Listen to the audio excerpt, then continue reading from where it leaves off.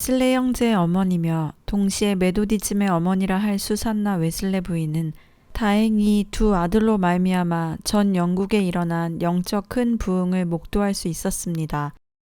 런던을 비롯하여 영국 서북방에서 많은 무리가 회개하고 새 생활의 길을 밟고 성도가 된다는 소식을 듣고 그녀는 큰 만족을 느꼈습니다.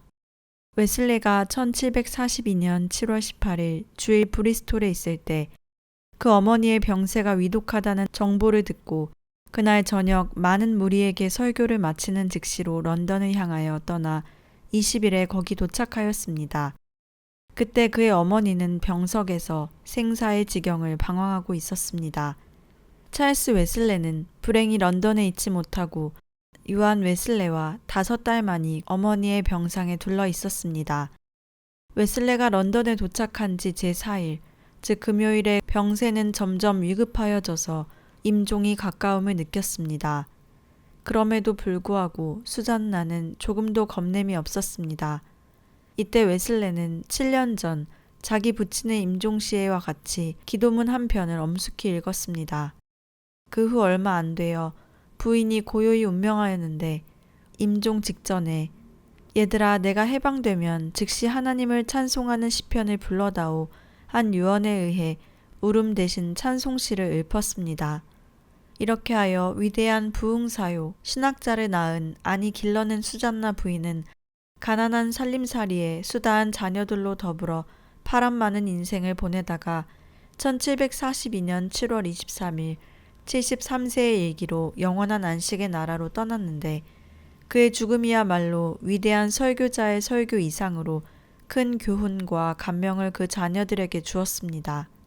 1740년 어느 날 친구 하나가 급하게 웨슬리에게로 와서 토마스 막스웰이라는 신자가 어느 곳에서 설교를 하였는데 수많은 사람들이 모여들었다고 하면서 그처럼 아무나 설교를 해도 되는지에 대해 물었습니다.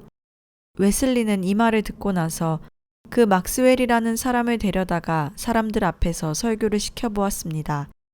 한동안 귀를 기울여 듣고 있던 요한 웨슬레는 자리에서 벌떡 일어나며 오, 이 일은 분명히 하나님께서 하시는 일이다 라고 하고 하나님께서 하시는 일을 사람이 막을 수 없다는 것이 그의 신념이기도 하여 요한 웨슬레는 즉시 막스웰을 설교자로 내세웠습니다. 이때부터 감리교단의 설교자들은 이런 방법으로 세웠는데 이렇게 하여 한 해 동안 세워진 설교자만 해도 20명이 넘었습니다. 그의 평신도 전도자 중에 으뜸될 만한 자들을 들면 요한 케닉과 요셉 험프리스와 도마 맥스필드와 요한 넬슨 등이었습니다.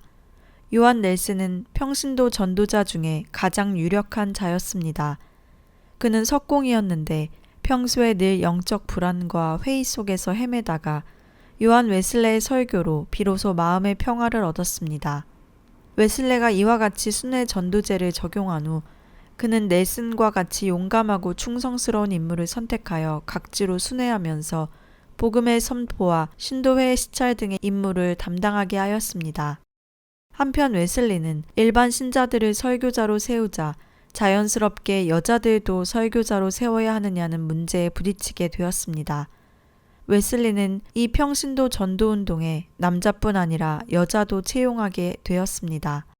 우리는 그의 모친 수잔나 부인이 일찍이 에버스 목사관 부엌에서 많은 사람을 모아 친히 설교한 사실을 보았지만 이런 모친을 둔 웨슬레는 또한 영성의 재능과 자유를 충분히 인정하여 그들로 전도와 자선사업에 적극 참가하며 활동케 하였던 것입니다. 어느 날 고아원을 경영하고 있던 메리가 사라 크로집이라는 여인을 데리고 와서 설교자를 세워줄 것을 요청했을 때 요한은 어머니 수잔나를 생각하며 하나님의 말씀을 전하는 일에 여자라고 구분할 필요가 없다고 생각하고 설교자로 세웠습니다. 영국 교회의 감독들은 웨슬레가 평신도 전도자를 채용하는 것을 보고 다시 놀랐습니다. 아마 대감독 로빈손이 브리스톨에 있는 핫 웰스라는 곳에서 찰스 웨슬레를 만나 요한 웨슬레의 처사를 비난하였습니다. 여기에 대하여 찰스는 그 잘못을 자기들에게 있는 것이 아니라 감독 자신과 그의 동역자들에게 있으며 그들이 복음을 전하지 않으므로 돌들이 소리 지른다고 대답하였습니다. 감독은 찰스의 대답을 옳게 생각하였으나 하여간 그들은 무식한 사람들이 아닌가 하고 추궁하니 여기에 대하여 찰스는 물론 그런 사람도 있겠지요. 그러기에 잘못하는 나귀가 선지자를 책망하였지요 하고 대답하였습니다. 평신도 전도자에 대한 찰스 웨슬레의 대답은 참 적절한 것이었습니다.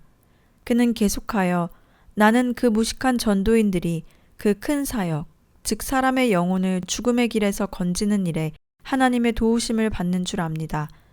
실제로 그들은 무식하다 할지라도 그 한 일에 대하여는 무식하지 않다고 봅니다. 웨슬레 형제는 복음을 전하는 중에 많은 환영과 찬사도 받았지만 말할 수 없는 핍박도 받았습니다. 위에서 본 바와 같이 그들의 전도운동의 초기에는 영국교회의 감독과 목사들의 비난과 공격이 있었습니다. 요한 웨슬리의 전도운동이 불길처럼 사방에 퍼져나가자 국교회의 목사들은 이제 교회의 문을 닫아버린 데만 그치지 않고 이번에는 각 처에서 불량배들을 시켜 감리교단 설교자들을 향하여 돌멩이를 던지고 주먹과 몽둥이까지 휘두르도록 만들었습니다. 사람들은 요한 웨슬레의 설교를 듣기 위해 날마다 수없이 몰려들었습니다. 어떤 때는 5,000명, 어떤 때는 10,000명, 어떤 때는 20,000명이 구름처럼 모인 경우도 있었습니다. 그때마다 불량배들도 극성스럽게 끼어들어가 기어코 그를 해치려 하였지만 사람들이 워낙 많아서 쉽게 달려들지는 못했습니다. 1740년에 런던 감독은 다시 웨슬레를 불러 그의 그리스도의 완전에 대하여 신문한 바 있었는데 그의 답변 내용이 영국 교회의 교리와 배치되는 것이 없었으므로 런던 감독은 그것을 세간에 발표하여도 무방할 것이라고 말하였습니다. 그리하여 웨슬레는 그의 말을 반갑게 받아 그의 유명한 그리스도의 완전론이라는 저서를 발간하였습니다. 그러나 그 후 웨슬레의 운동이 점차로 확장됨에 따라 런던 감독은 다시 놀라서 이 신흥 종교운동을 정죄하는 소책자를 발간하여 그들은 대담하게도 찰스 2세 황제의 법령을 무시하고 오구의 설교를 하며 무례한들을 선동하고 있다고 공격하였습니다. 이에 대하여 웨슬레는 이지 있는 종교적 인사에게 다시 호소함이란 작은 책자를 통하여 런던 감독의 공격에 답변하였는데 그 내용은 아래와 같습니다. 오구의 설교를 하는 자가 죄과에 있는 것이 아니요 교회당에서의 설교를 금하는 교권자가 도리어 그 죄책을 지는 것이 마땅할 것입니다. 죄인들이 회개하지 않는 이유의 하나는 그들이 교회에 나오지 않는 것입니다. 그러나 우리는 그들의 교회에 나오지 않는다고 하여 이것은 그들의 잘못인 만큼 그들이 지옥에 가거나 말거나 우리에게 무슨 책임이 있느냐고 말할 수 있습니까? 물론 그들의 잘못임에는 틀림없을 것입니다. 그러나 그리스도는 그런 사람을 위해 오셨으니 우리는 그들을 건지지 않으면 아니 될 것입니다. 웨슬레의 이와 같은 사리에 맞는 답변에도 불구하고 완고한 감독은 자신의 편견을 고집하고 버림받은 사람들의 구원의 길에 큰 장애물이 되는 번잡한 교회 제도를 주장하여 또다시 공고문을 발표하여 메도디스트 회원들을 천국 파괴자라는 낙인을 찍었던 것입니다. 이때 브리스톨 감독도 웨슬레를 불러 믿음으로 의를 얻는다는 도리에 대하여 얼마 동안 변론한 후에 웨슬레를 자기 교구에서 떠나가라고 명령하였습니다. 웨슬레는 이 명령에 대하여 아래와 같이 답변하였습니다. 감독이시여, 나의 직책은 이 땅에서 모든 기회를 이용하여 선을 행하는 것입니다. 나는 영국 교회의 안수례를 받아 목사가 되었으므로 어느 곳에서든지 목사 일을 볼 수 있으며 더욱 대학의 특대 교우생이 되었으니 어느 특정한 교구에서만 목사 일을 해야 한다는 제한을 받을 이유도 없습니다.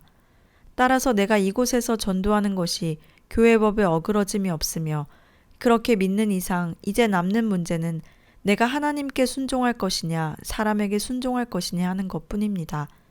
그러나 내가 만일 브리스톨에서보다 다른 곳에 가서 일하는 것이 하나님의 영광을 드러내고 사람의 영혼을 구원함에 도움이 된다고 믿으면 나는 지금이라도 이곳을 떠나가겠습니다. 그러나 내가 그렇게 생각하기까지는 이곳을 떠나지 않겠습니다.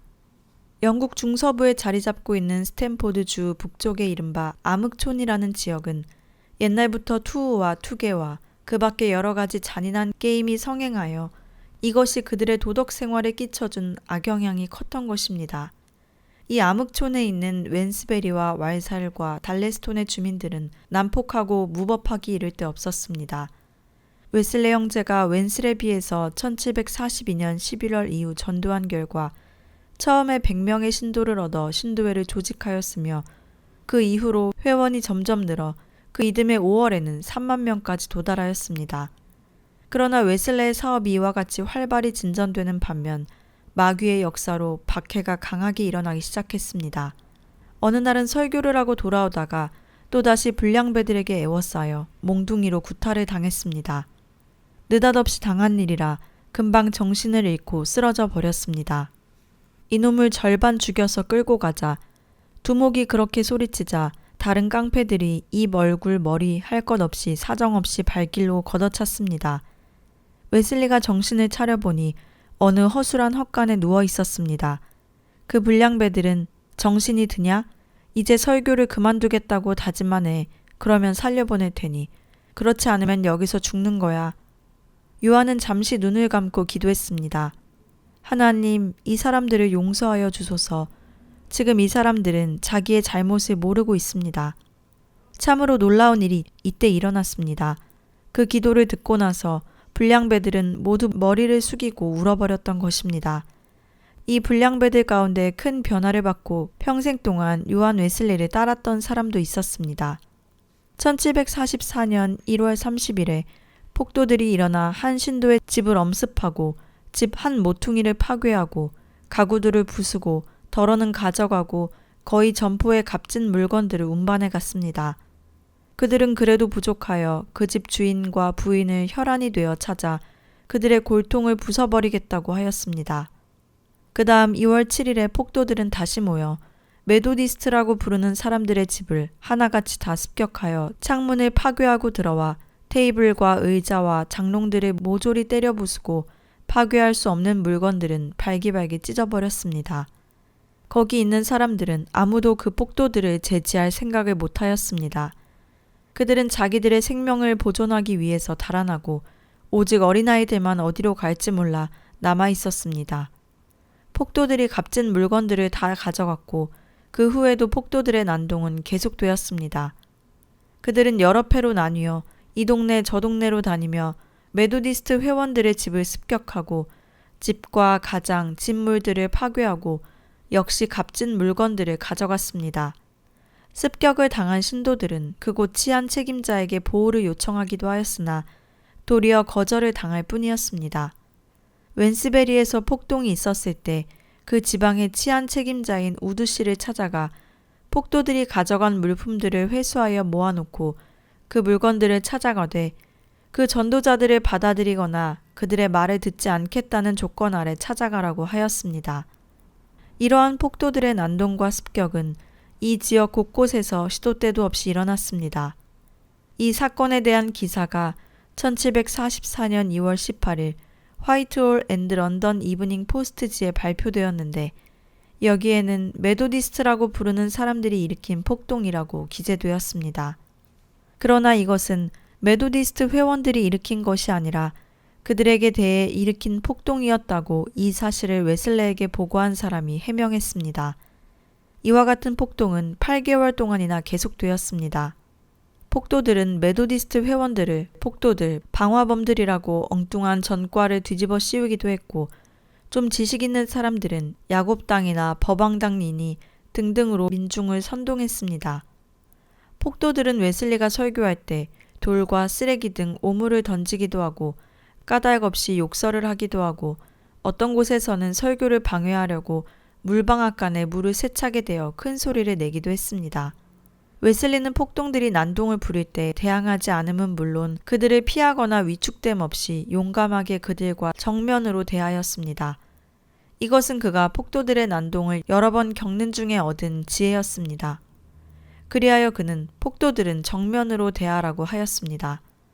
웨슬리의 이 용감한 태도는 도리어 그를 많은 어려움에서 구출하였습니다. 그해 5월에 찰스 웨슬레가 왈살 시장의 층계 위에서 다수의 군중에게 전도를 하고 있을 때 폭도들이 갑자기 소리를 지르면서 돌을 던지고 야단을 하였습니다. 그러나 다행히 찰스는 맞지 않았습니다. 얼마 후에 암흑촌의 폭도들이 다시 일어나 찰스 웨슬레가 유숙하는 집에 몰려와서 창문과 가구와 집을 파괴함으로 메도디스트 회원들이 그 지방 장관에게 보호를 청하였으나 거절을 당하였습니다. 이 급보를 들은 요한 웨슬레는 즉시 런던에서 달려와서 이 폭동을 진압하려 하였으나 그것은 허사였습니다. 그해 10월에 웨슬레가 다시 이곳을 갔을 때에도 역시 폭도들에게 습격을 받았습니다. 폭도들은 웨슬레의 숙소를 포위하고 그 목사놈을 잡아내라, 그놈을 우리가 죽여버리겠다고 고함을 치며 덤벼들었습니다. 웨슬레는 가장 침착하게 사람을 시켜 폭도의 괴수를 불러들였습니다. 부름을 받아 들어온 괴수의 얼굴에는 살기가 넘쳐 흘렀습니다. 그러나 그가 웨슬레로 더불어 몇 마디 주고받은 동안 이리 갔던 그는 양처럼 온순하게 되었습니다. 웨슬레는 다시 그 괴수로 하여금 폭도 중에 자기를 제일 반대하는 사람들을 데리고 들어오라고 하였습니다. 그는 나가서 2사람을 데리고 들어왔습니다. 그들의 분노는 머리끝까지 올랐었습니다. 그러나 웨슬레가 그들로 더불어 잠시 이야기하는 중에 그들의 분노도 눈 쓰러지듯 사라지고 웨슬레 앞에 머리를 숙였습니다. 새 괴수를 설복한 웨슬레는 밖으로 나가 의자 위에 올라서서 폭도들에게 당신들이 나를 어떻게 하렵니까? 하고 물었습니다.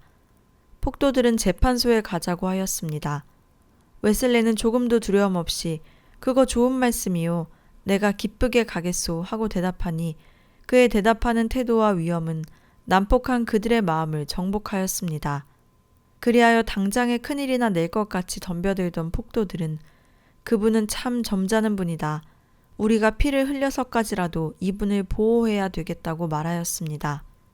이리하여 폭도들의 흥분이 가라앉아 일부는 돌아갔으나 다른 200~300명의 폭도들은 웨슬레를 끌고 포구를 무릅쓰고 어두운 밤길에 1시간 동안이나 걸어 그 지방 장관에게 갔으나 면회를 거절을 당하고 그의 아들도 역시 그들을 회유하여 집으로 돌아가기를 권하였습니다.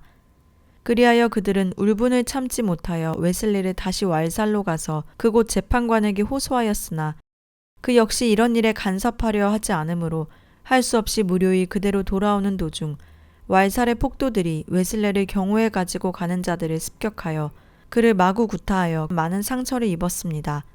그럼에도 불구하고 웨슬레는 태어나였습니다.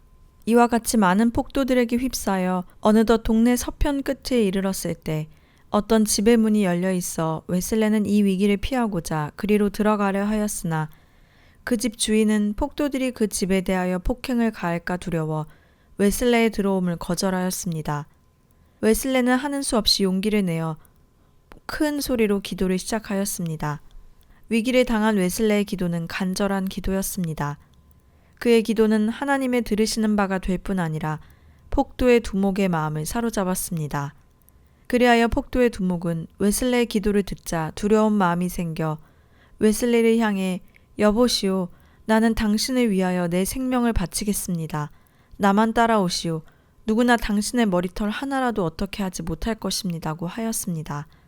이와 같이 하여 그의 동료 몇 사람도 웨슬레를 보호하였습니다. 또 어떤 육교 주인은 난민들 중에 가장 악질인 자 몇 명을 잡아 물리쳤고 그러자 그렇게 덤벼들던 난민들도 물러섰습니다. 그리하여 웨슬레는 그를 보호하는 호위자들에 쌓여 자기의 숙소까지 도달하였습니다. 이러한 위기를 지난 웨슬레는 그의 일기에 이렇게 기록하였습니다. 나는 하나님께서 이렇게 계속적으로 나를 보호하여 주신 사실을 도무지 경험하지 못하였다. 나는 이 모든 증거를 통하여 하나님의 섭리의 손은 모든 사람과 모든 물건에까지 미쳐 그의 뜻에 합당한 대로 다스려 나가는 것을 깨달았다.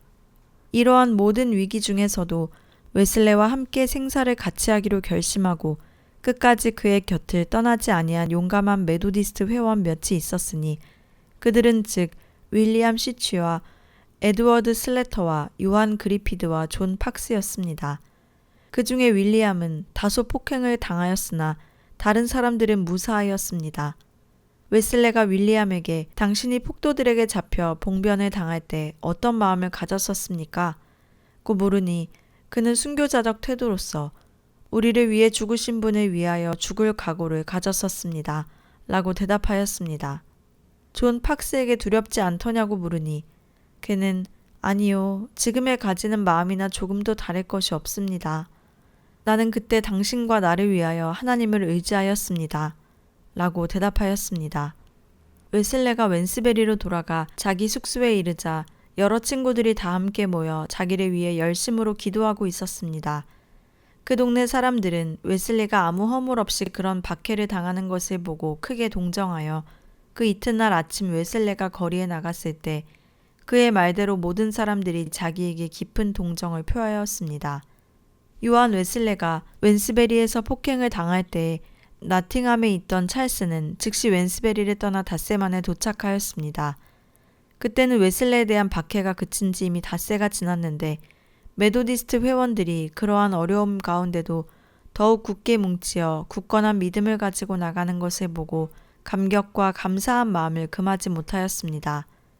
그때 지난 일을 찰스는 아래와 같이 기록하였습니다. 우리는 새벽에 모여 그리스도를 높여 찬송하고 날이 밝자 나는 시가에 내려가서 설교하였습니다. 이때야말로 가장 영광스러운 날이었습니다. 달레스톤의 신부는 이때 메도디스트 회원들이 박해 중에도 굳건히 서서 성도답게 처신하는 것을 보고 크게 감동을 받아 그때로부터 웨슬레를 보호하였고 폭행자들을 제지하였습니다. 그리고 폭도들의 괴수로서 웨슬레에게 덤벼들던 조지 클리프톤이란 사람은 웨슬레의 그 용감스런 정신과 태도에 깊은 감동을 받아 그때로부터 회심하여 자기의 동료들을 떠나 메도디스트 회에 가입하였습니다. 찰스 웨슬레가 그에게 당신은 나의 형님을 어떻게 생각하시오 하고 물으니 그는 예, 나는 그를 하나님의 사람으로 생각합니다. 그렇게 많은 사람들이 누구 하나도 그를 살해하지 못하는 것을 볼 때 나는 하나님께서 그와 함께 계시다는 것을 알았습니다. 라고 대답하였습니다. 요한 웨슬레가 콘월에 있는 성 아이브스시에서 전도할 때도 역시 폭도들이 폭동을 일으키려 하였습니다. 이것을 본 웨슬레는 급히 강대상에서 내려가 폭도의 두목에게 권고하니 그렇게 완강하던 그는 점차 고개를 숙여 나중에는 도리어 무리를 정숙하게 하였습니다. 이러한 일이 몇 해 후에 플리머드에서도 있었습니다. 웨슬레가 그곳 부두에서 큰 군중에게 전도할 때 해군 장교 한 사람이 그의 부하들과 고수를 데리고 청중을 선동하려 하였습니다. 웨슬레는 15분 동안 참고 있다가 그 기세가 더욱 높아감을 보고 군중이 빽빽이 선 틈을 뚫고 들어가 그 장교의 손을 잡으니 그 장교는 무안하여 선생이시여 내 당신을 보호하여 집까지 가시게 하겠습니다. 아무도 당신을 해하지 못할 것입니다. 라고 말한 후 청중을 향하여 여러분 다들 물러가시오. 누구나 이분을 건드리면 단번에 거꾸로 뜨리겠소 하였습니다. 그리고 그는 웨슬리의 말대로 목을 늘리어 혹시 누구나 폭행하는 이가 없는가 사면을 둘러보면서 그를 보호하여 인도하여 주었습니다. 그리하여 웨슬리 일행은 하이드 씨의 집에까지 무사히 온 다음에 그와 작별하였습니다. 그 장교가 간 다음에 웨슬레는 문 앞에 서서 많은 군중에게 전도하였는데 그들은 조금 전에 가졌던 분노를 다 풀고 즐거운 마음으로 전도를 듣고 돌아갔습니다. 1745년 7월 4일 웨슬레는 플리머드에서 전보다 더 큰 곤욕을 당하였습니다. 웨슬레가 한 여신도의 집에 문병을 갔을 때였습니다. 그 동네의 폭도들은 그 집을 둘러싸고 온 동네가 떠나갈 듯이 소리를 지르면서 그 집 문을 박차고 들어오려 하였습니다. 그러나 웨슬레는 태연하게 그 집 문 곁에 걸린 거울을 깨어질까봐 떼어 내려놓고 엎드려 기도하려 할 때 그 집 주인의 딸 키티가 아이고 선생님 어떻게 하면 좋아요 하고 떨리는 목소리로 웨슬레에게 물었습니다. 웨슬레는 침착하게 기도해야지 하고 대답하였습니다. 키티는 다시 선생님 숨을 쉬는 것이 좋지 않겠어요? 하고 말하니 웨슬레는 아니 그대로 있는 것이 제일 안전해 하고 조금도 동요하지 않고 대답하였습니다. 밖에 둘러있는 폭도들 중에는 바로 얼마 전에 상륙한 선원 몇 사람이 섞여 있었습니다. 그들은 모여있는 사람들이 시끄럽게만 하고 아무렇게도 못하는 것을 보고 군중에 해치고 그 집문으로 가서 문에다가 어깨를 대고 힘껏 떠미니 문이 와지끈 소리를 내며 떨어져 안으로 자빠졌습니다. 일이 이렇게 되자 웨슬레는 즉시 문 앞으로 나가서 나 여기 있소. 누가 나를 보려고 하시오? 내가 누구에게 잘못한 일이 있소? 당신에게입니까? 당신에게입니까? 당신에게입니까? 하고 자기를 에워싼 사람들을 향하여 조금도 두려움 없이 말하였습니다. 그리고 그는 문 밖으로 나가서 거리의 중앙에까지 나가 장엄한 목소리로 여러분 내 말을 좀 들어주시겠습니까? 하고 소리를 높여 말하였습니다. 이 말을 듣고 그들은 그래라 그래 말해라 하고 소리쳤습니다. 이때에 폭도에 괴수되는 자가 웨슬리의 그러한 대담한 태도를 보고 깊이 탐복하고 웨슬레가 말하는 동안에 무리를 조용하게 단속하고 무사히 다들 집으로 가게 하였습니다. 웨슬레는 폭도들에게 폭행을 당할 때마다 그들의 얼굴을 주목하여 보는 것을 버릇처럼 하였습니다. 폭도들은 웨슬레의 위험 있는 풍채와 빛나는 얼굴과 또는 그의 전 인격을 통하여 발휘되는 영적 가마력에 여지없이 압도되고 말았습니다. 그리하여 웨슬레는 위에 말한 것 외에도 무수한 박해를 당하였지만 그의 위대한 인격과 영력으로 폭도들을 감화시켜 성도를 만든 사건이 하나둘이 아니었습니다. 그러나 웨슬리에게 있어서 폭도들의 외부적 방해보다도 더 강한 박해와 어려움은 영국 교회의 감독과 신부들로부터였습니다.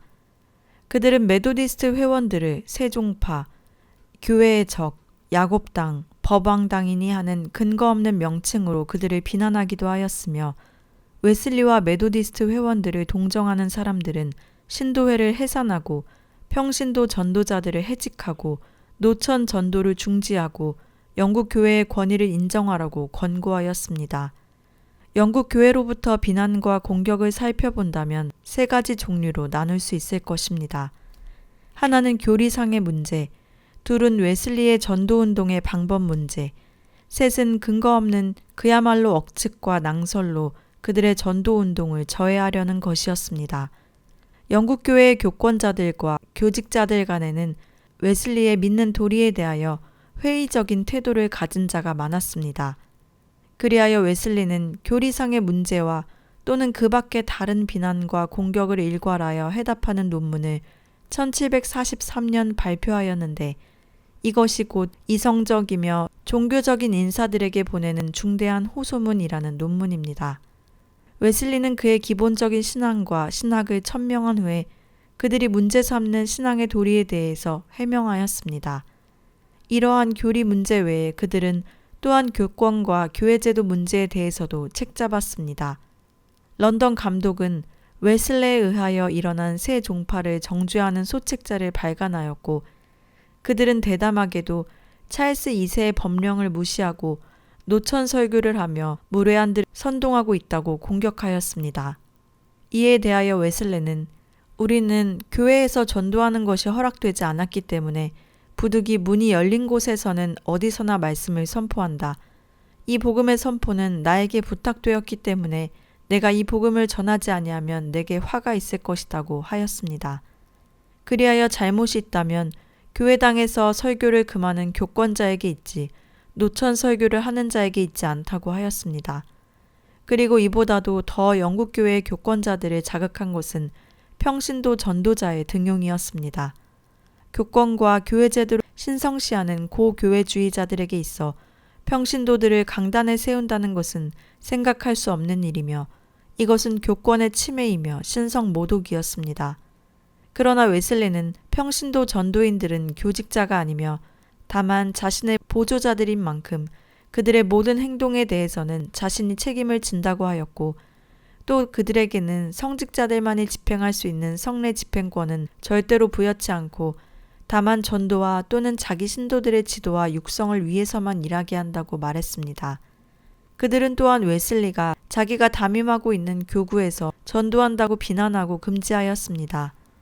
여기에 대해서 웨슬레는 자기는 하나님께로부터 복음 전도의 사명을 받았으므로 사람의 명령보다 하나님의 명령을 순종할 의무가 있다고 말하고 온 세계는 나의 교구이다라고 하였으며 그뿐 아니라 자기는 영국 교회로부터 안수를 받았고 더욱 링컨 대학의 특별 연구원으로 어느 교구에서나 설교할 수 있다고 하였습니다.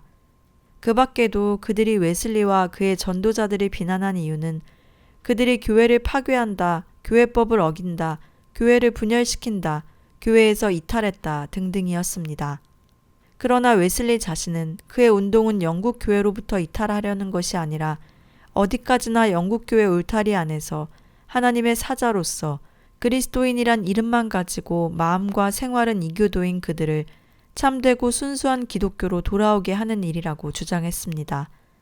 그리고 무엇보다도 웨슬리에게 불명예스러운 비난은 웨슬리가 탐욕으로 재물의 취득을 위하여 일한다는 것이었습니다. 웨슬리는 여기에 대하여 가장 맹렬히 반격하였습니다.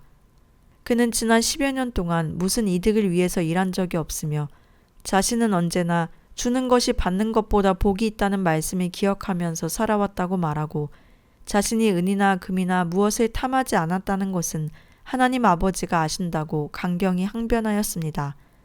그는 계속하여 만일 자신이 유산으로 10파운드를 남긴다면 누구나 자신이 도둑질인 강도질을 하다가 죽었다고 증거해도 좋다고 극언하였습니다.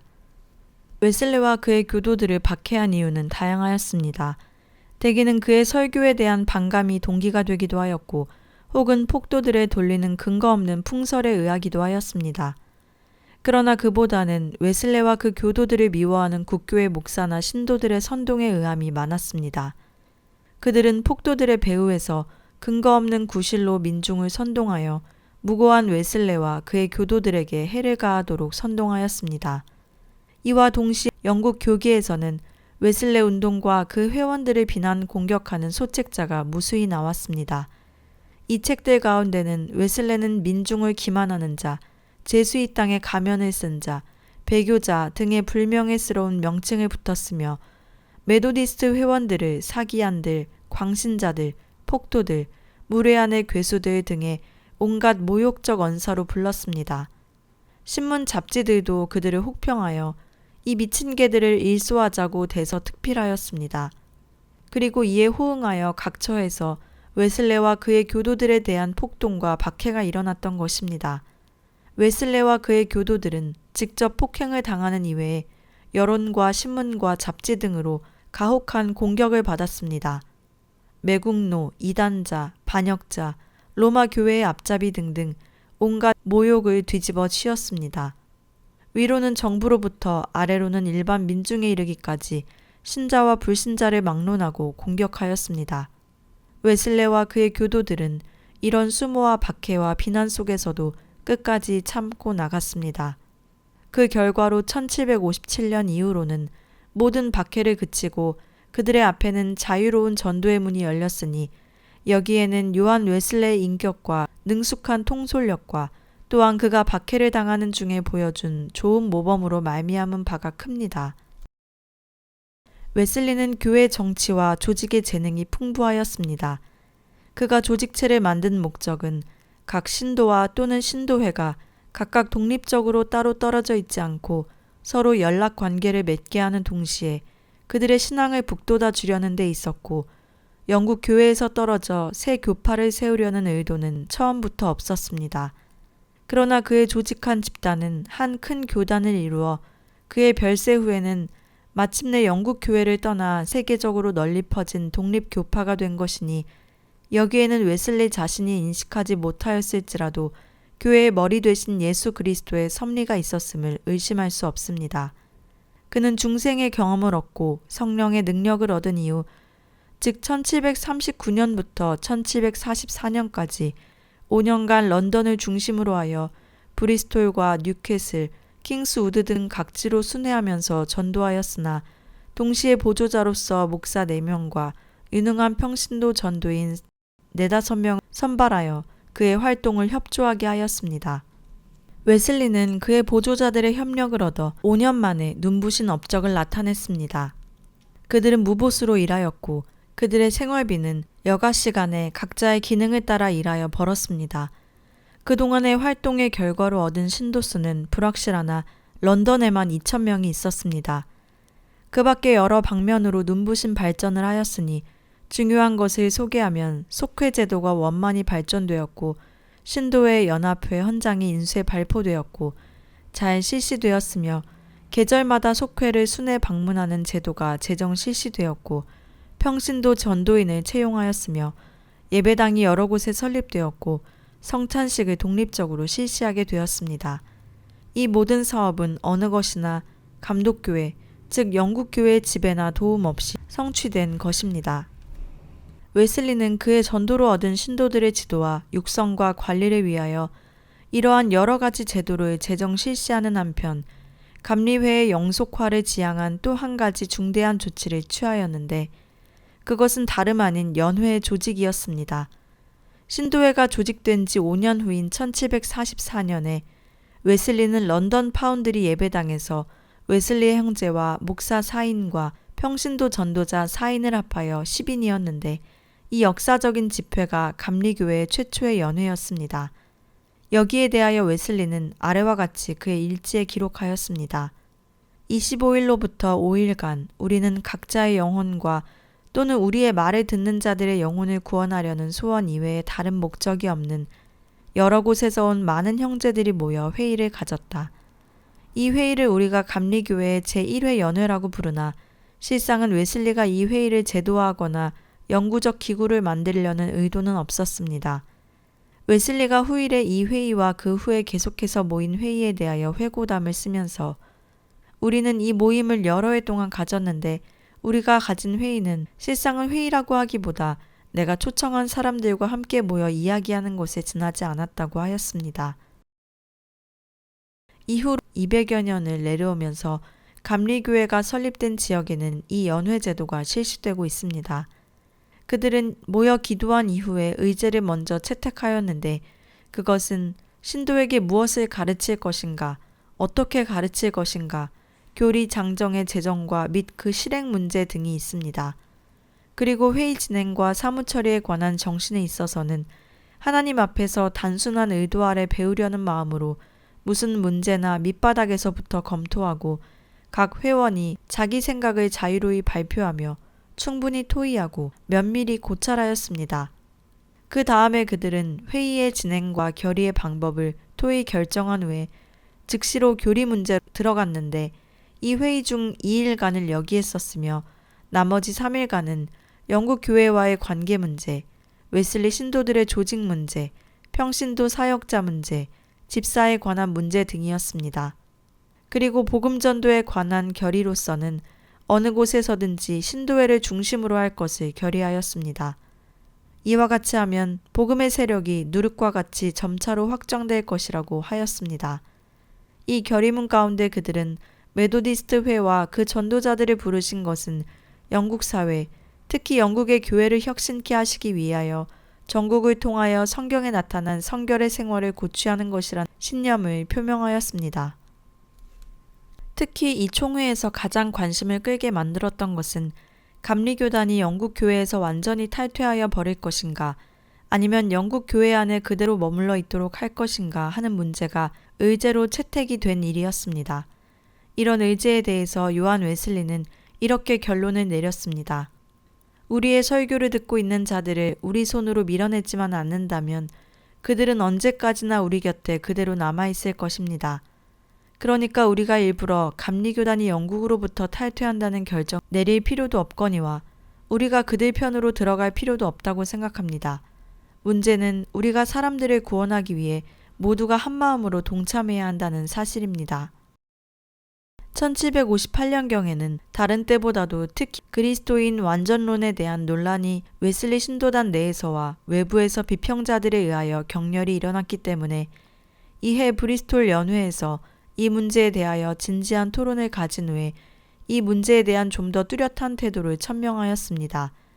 여기에서 그들은 그리스도인의 완전은 무지나 과오나 범죄의 가능성을 배제하는 것이 아니라는 것과 따라서 아무리 완전 성화된 자라도 이런 잘못 때문에 그리스도의 속죄는 언제나 필요하다는 것, 그리스도인의 완전은 우리의 전 마음과 생활이 하나님 사랑과 이웃 사랑에 의해 지배되는 것을 의미한다는 것을 재천명하였습니다.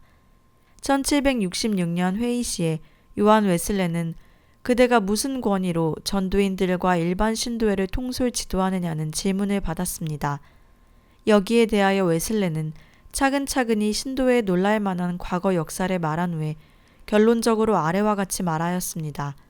내가 요구하지도 않은 이와 같은 권한을 얻은 것은 순전히 하나님의 도우심과 대중의 행복을 위하여 노력한 결과이다. 나는 오늘에도 같은 이념 아래서 그 권위를 행사하는 것이요.